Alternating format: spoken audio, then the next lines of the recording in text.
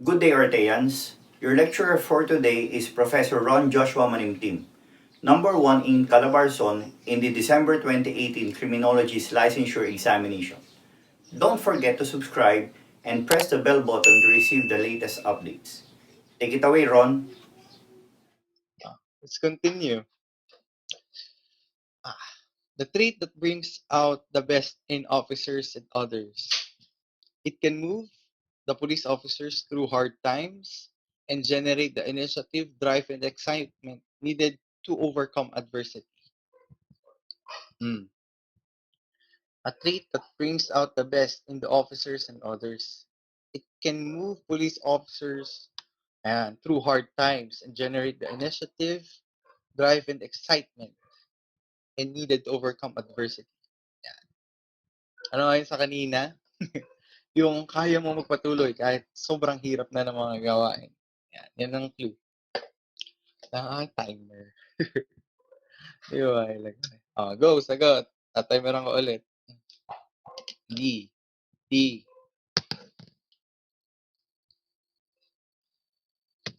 CCR lang ako.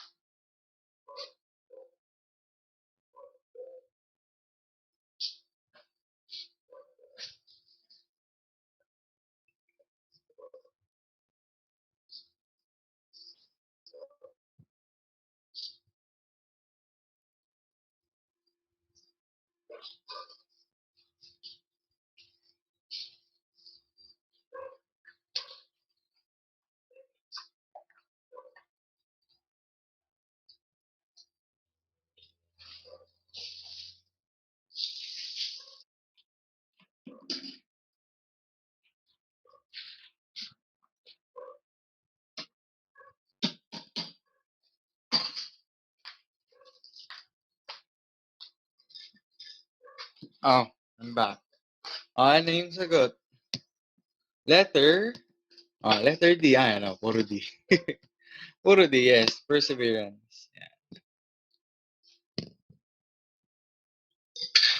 29.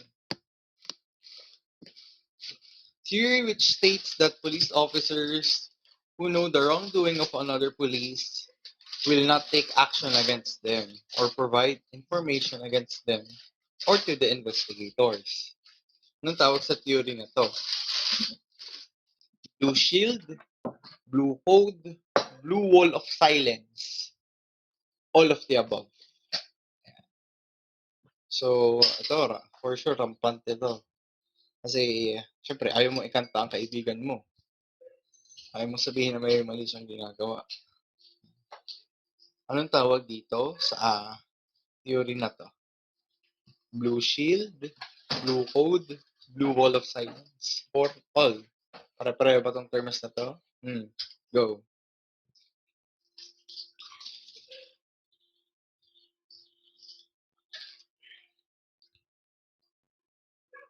Actually, hindi lang to sa police officers. So, lahat to ng officers nangyayari. Yan.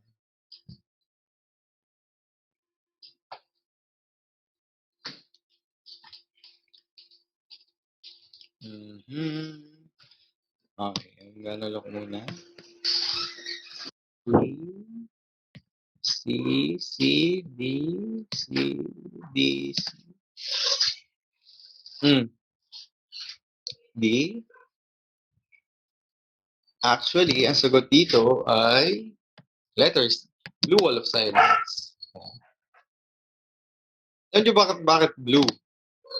Okay. Kaya to blue dahil yung nag-originate kasi diga sa US, sa mga cops, mga police. Ang suot nila blue na uniform. And yung nga daw mga police officers, kapag may ginagawang mali, diga, naka-blue nga sila. Kung may ginawang mali ang police officer, hindi nila sasabihin. Okay. So, yan. Blue wall of silence. Kaya blue dahil blue ang suot na uniform ng mga police officers. Ayan. And yung ginagawa nila, tumatahimik sila sa maling ginagawa. Okay. hindi magbibigay ng information, ko-conceal lang. So, sa tingin nyo, kaya nyo, ay, ang hirap, diga, kapag yung kaibigan mo ay yung ikakanta mo. So, it's a dilemma. It's a dilemma between your work at friendship. Sinong pipiliin mo? Yan. Hirap na naman mag-decide. Okay. Pero, if ako, in order for my friend to be better as a person, then I am willing to sacrifice that friendship. Oo, okay lang. Kasi, he'll grow as a person pagka uh, nalaman niyang mali yung ginagawa niya. Di ba? I mean, there should be growth sa tao. Huwag mong, if you're a true friend, hindi mo siya hahayaan na gawin yung masama. Eka, yun. Yun yung opinion ko doon. Okay. So, yan. Okay. 30. What promotes public welfare by restraining or regulating the use of liberty and property? Yeah.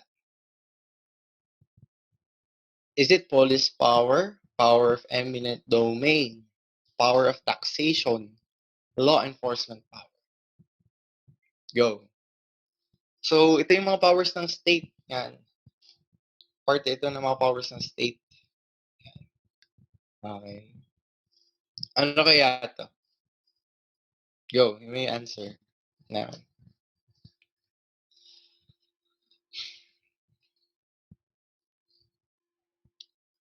Yan. Tingnan ko mga sagot niyo.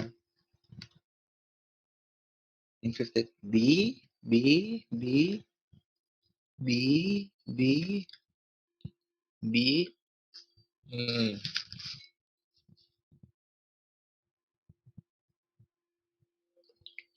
3, 2, 1. Ano? Final? B?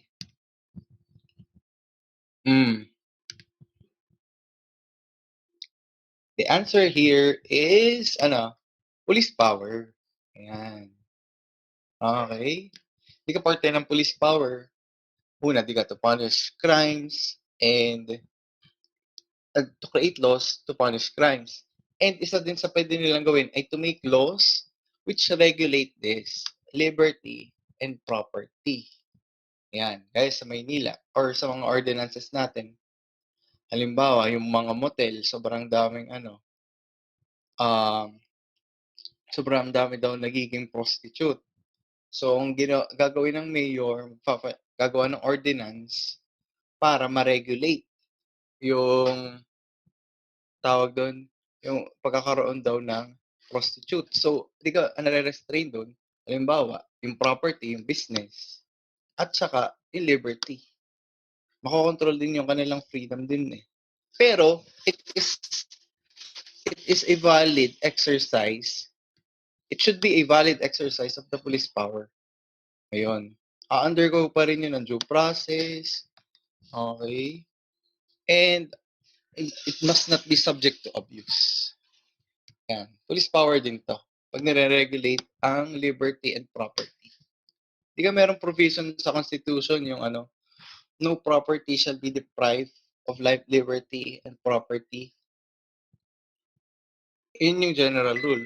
Ang only exception doon is this, through the police power. Ayan. Police power, yes, Section 1 of the Bill of Rights. Yun. Police power and, dapat may due process. Yun. Okay. Ayan. Pag naman tinutukoy natin ni power of eminent domain, yung private property ay gagamitin for public use. Ang kapalit, just compensation. Yun, nasa Constitution din yun. Bill of Rights, Section 10. So, yung private, gagawing public. Dapat yung mismong private property, gagawin talaga for public use. Yun, para magamit ng lahat. Okay? Ayan. Yun yung sa eminent domain. And, ito naman, power of taxation, isa din to sa powers ng state. Okay, yun nga ko. Mag-i-impose ng tax para sa atin. And yung tax na yun yung magpapatakbo sa government. Ito yung source of funds ng government. So, kung walang tax, walang government. So, yan. Yan yung powers of the government. Police power, power of eminent domain, power of taxation.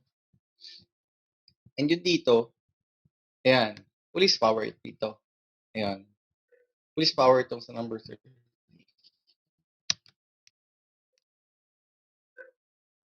Ano yung B? Power of eminent domain. Ayun, kukunin ang private property for public use. Yon. And ang kapalit niya ay just compensation. Yan. Nasa ano siya? Nasa tinanggal ko ba? Nasa section 10. Okay. Section 10 siya ng Bill of Rights. Yan. Doon mo makikita siya. Okay. Yan.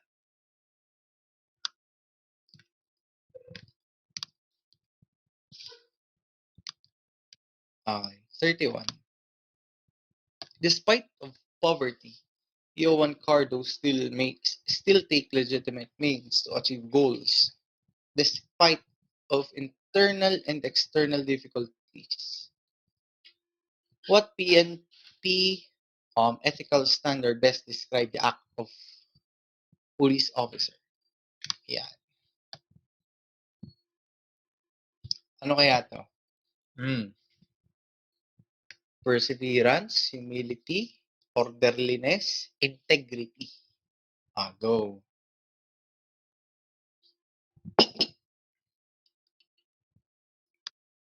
Ito yung clue natin dyan.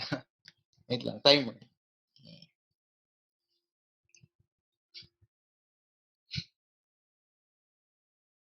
Tignan ko ulit nung nasagot nyo. A, E, A, A, A, D, A.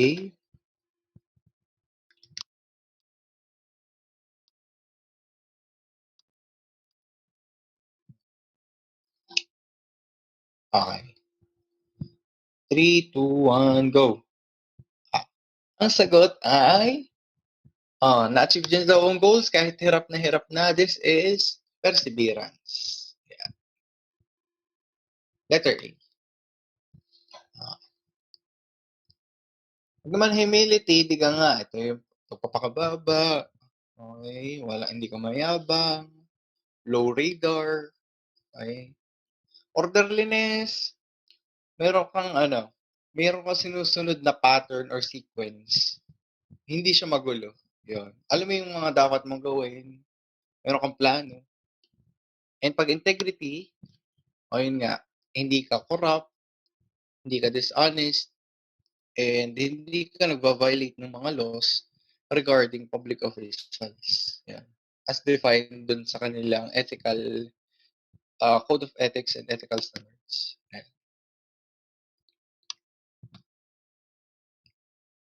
Okay? Last number muna bago tayo mag-break. Police officers shall treat official business as such and shall not impart the same to anyone except those for whom it is intended or by his superior officer as required by law. Ano yung tinutukoy dito? A. Confession. B. Confidential information. C. Criminal investigation. D. Secrecy discipline. Go.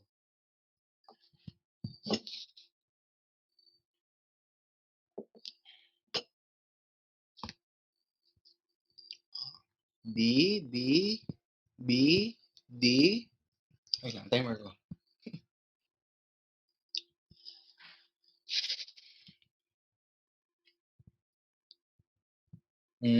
D.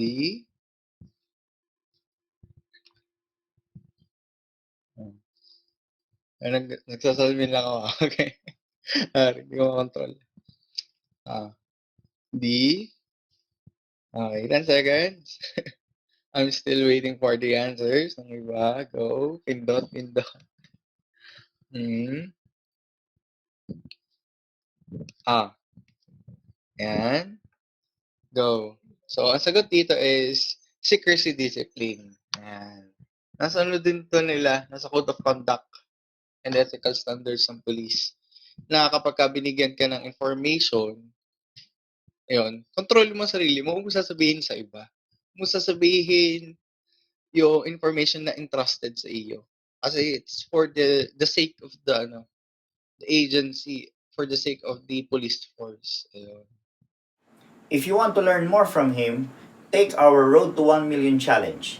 If this channel hits 1 million subscribers, we will release the rest of his lectures. Or you can watch the rest of his lectures now by enrolling in Ortea Criminology Review. Just message us on our Facebook account for more details. See you soon, Orteans!